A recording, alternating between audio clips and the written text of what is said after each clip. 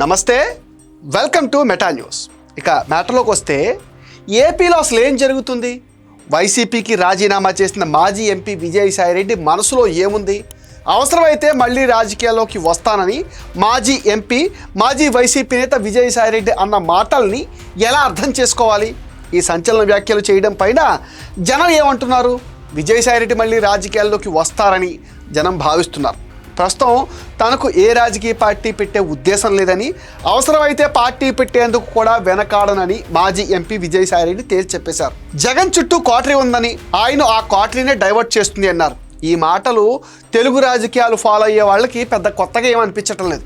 ఎందుకంటే గతంలో మాట్లాడిన వాటినే ఆయన మళ్ళీ రిపీట్ చేస్తున్నారు. వైసీపీ నుంచి రాజీనామా చేసి బయటకు వచ్చినప్పుడు కూడా జగన్ చుట్టూ తిరుగుతున్న సజ్జల రామకృష్ణారెడ్డిని టార్గెట్ చేస్తూ ఆయన కమెంట్స్ చేశారు. నిబద్ధత లేని వాళ్ళ మాటల్ని జగన్ నమ్మొద్దని మీడియా ముఖంగా మళ్ళీ సూచించారు. ఇప్పటి వరకు తనకు ఏ రాజకీయ పార్టీ నుంచి పిలుపు రాలేదని స్పష్టం చేశారు. కానీ తన పైన చాలా ఒత్తిళ్లు వచ్చాయని, వాటికి ఏమాత్రం తలగ్గలేదని స్పష్టం చేశారు. ప్రస్తుతం తానొక రైతును మాత్రమేనని, దీనిపైన ఎవరిని సెటైర్లు వేసినా పట్టించుకోనన్నారు విజయసాయిరెడ్డి. తాను చంద్రబాబుని, పవన్ కళ్యాణ్ని, లోకేష్ని ఏమీ అనలేదంటూ కొత్త పల్లవి కూడా అందుకున్నారు. అంతవరకు బాగానే ఉంది. కానీ ఏపీ డిప్యూటీ సీఎం పదవిలో ఉన్న పవన్ కళ్యాణ్తో తనకు 20 ఏళ్లుగా స్నేహం ఉందనటం చాలా హాస్యాస్పదంగా ఉందంటున్నారు. సీఎం చంద్రబాబు నాయుడుతో డిప్యూటీ సీఎం పవన్ కళ్యాణ్తో చేతులు కలిపారని కామెంట్స్ వస్తున్న నేపథ్యంలో పవన్ తనకు కేవలం మిత్రుడని మాత్రమే స్పష్టం చేశారు. నిజానికి విజయసాయిరెడ్డిని ఎవరూ పట్టించుకోవటం లేదు. జగన్ అధికారంలో ఉన్నప్పుడు చీటికి మాటికి చంద్రబాబు, లోకేష్, పవన్ కళ్యాణ్ మీద చెత్తవాగుడు వాగేవాడు. ఎక్స్ వేదికగా ట్వీట్లు చేస్తూ తెగ హడావుడి చేసేవాడు. కూటమి ప్రభుత్వం వచ్చిన తర్వాత ఆయన పెద్దగా నోరు విప్పింది లేదు. తాజాగా తన రాజకీయ భవిష్యత్తు మీద మాట్లాడిన మాటలను బట్టి చూస్తుంటే ఆయనకు ఒక క్లారిటీ వచ్చిందని అర్థం చేసుకోవచ్చు. తాను వ్యవసాయం చేసుకుంటున్నానని చెప్తున్న విజయసాయిరెడ్డి పండిస్తున్న పంటలేంటో ఆయనకు మాత్రమే తెలియాలి. రాజకీయంగా నిరుద్యోగిలా మారిన విజయసాయిరెడ్డి బీజేపీలో చేరితే తనకు రక్షణ ఉంటుందని భావించారు. ఈయనను టీడీపీ, జనసేన పిలిచే అవకాశం అయితే లేదు. ఒకవేళ ఆయన వస్తానన్న తెలుగు తమ్ముళ్ళు, జన సైనికులు అయితే అస్సలు ఒప్పుకోరు.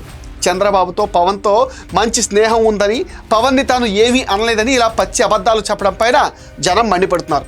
పైగా జగన్ మంచోడు, పక్కనున్న వాళ్లే ఆయన్ను చెడగొడుతున్నారు అన్నట్టుగా వ్యాఖ్యలు చేయటం ఏంటని ప్రశ్నిస్తున్నారు. విజయసాయిరెడ్డి బీజేపీలో చేరటం దాదాపు ఖాయమైంది. కానీ ఎందుకో కమలం కండువా కప్పుకోవటం ఆలస్యమైంది. ఏదో ఒకరోజు ఆయన మోదీ, అమిత్ షాలకు జై కొట్టడం, ఏదో ఒక పదవి తీసుకుని సైలెంట్ అవ్వటం ఖాయం. ఉత్తరాంధ్రలో విజయసాయిరెడ్డికి ఎంతో కొంత అనుభవం ఉంది. ఆయన 2016లో రాజ్యసభ సభ్యుడు అయ్యాక విశాఖకు షిఫ్ట్ అయ్యి అక్కడ నుంచే దాదాపు 6-7 ఏళ్లు వైసీపీ రీజనల్ ఇన్ఛార్జిగా పనిచేశారు. ఒక దశలో ఆయన విశాఖ ఎంపీగా పోటీ చేయాలని భావించారు. 2022లో ఆయన్ను పక్కన పెట్టి జగన్ తన బాబాయ్ వైవి సుబ్బారెడ్డిని ఇన్ఛార్జ్ చేశారు.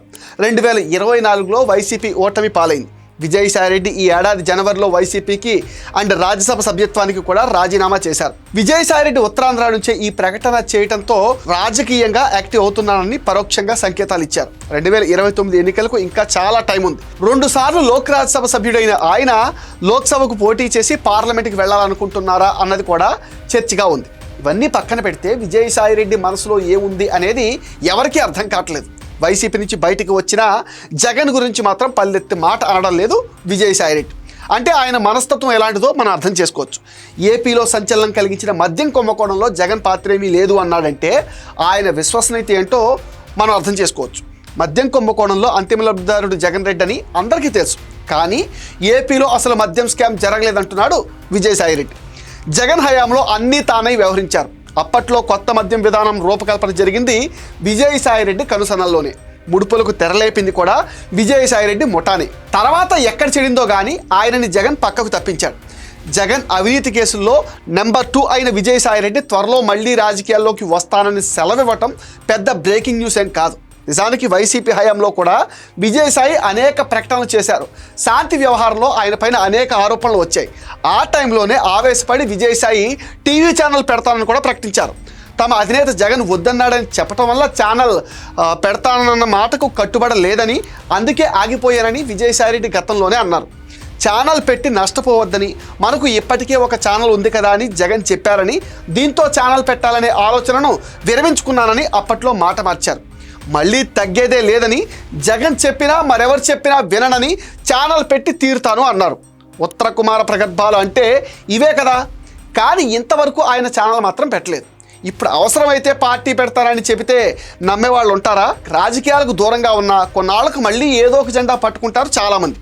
కొన్నాళ్ళు మౌనంగా ఉన్నా తిరిగి ఏదో ఒక రూపంలో రాజకీయాల్లోకి వస్తూ ఉంటారు. విజయసాయిరెడ్డి విషయంలో కూడా ఇలాగే జరుగుతుంది అంటున్నారు. రాజకీయం మత్తు లాంటిదని, దానికి కొంతకాలం దూరంగా ఉన్నా మళ్ళీ ఆ అలవాటు పోదు. విజయసాయికి కూడా దీనికి అత్యుతేం కాదు. రాజకీయంగా మరోసారి ఎంట్రీ ఇవ్వాలనుకుంటే మాత్రం ఉత్తరాంధ్ర ఆయనకు అనుకూలం. ఏది ఏమైనా విజయసాయికి మాత్రం తన భవిష్యత్తు పైన ఒక క్లారిటీ వచ్చేసిందంటున్నారు రాజకీయ విశ్లేషకులు. ఇది మెటా న్యూస్ అప్డేట్. ఈ వీడియో పైన మీ విలువైన ఒపీనియన్ని కామెంట్ సెక్షన్లో మెన్షన్ చేయండి. మీరు ఇచ్చే కామెంట్స్తో మరిన్ని ఇంట్రెస్టింగ్ వీడియోస్ మీకు అందిస్తాం. Please support meta news. Please subscribe meta news.